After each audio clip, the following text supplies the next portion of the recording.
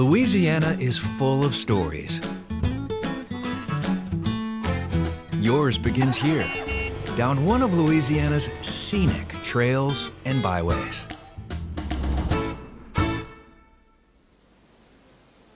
Acadian settlers to south-central Louisiana were met by a vast prairie, a landscape that would provide for their every need, including those of the soul. For here, a sound was created that became their anthem. French Cajun music would eventually blend with the music of Louisiana Creoles, creating another distinctive sound, Zydeco.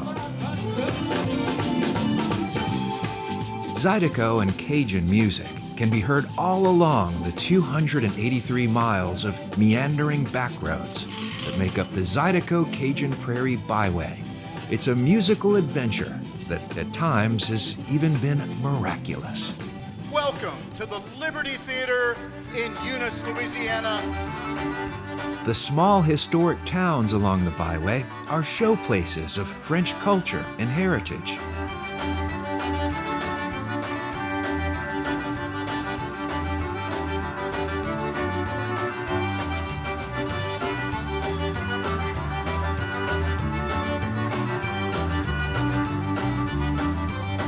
And where there is music, there is dancing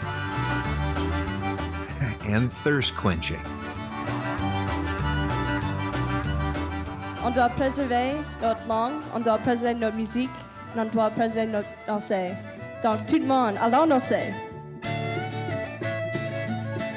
There are festivals that celebrate the music and milestones, even frogs.